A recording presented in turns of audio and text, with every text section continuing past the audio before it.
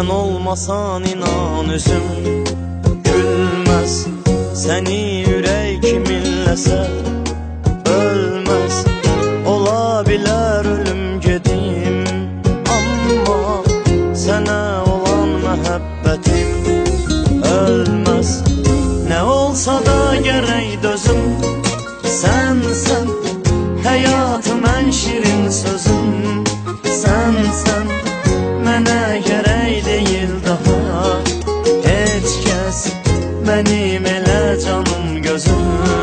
Sənsən deyirlər harda qaldı bəs vaxtdır, necə deyim ki sevgilim yoxdur.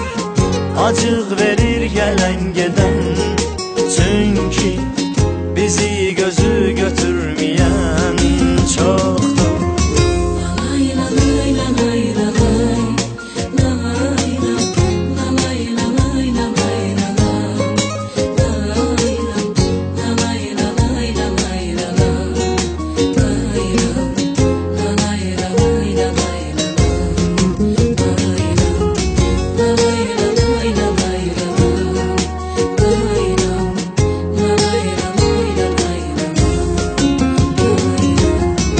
Ürəkdə bircə arzu var, tez gəl, üzür məni bu intizar. Tez gəl, nəfəs gedib gələn deyil, sənsiz gözüm qalıb yolunda yar.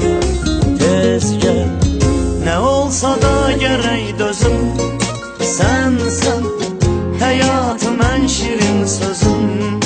Sənsən mənə gərək deyil daha heç kəs, mənim elə canım gözüm. Sənsən deyirlər harda qaldı bəs vaxtdır, necə deyim ki sevgilim yoxdur. Acıq verir gələn gedən, çünki bizi gözü götürməyən çoxdur.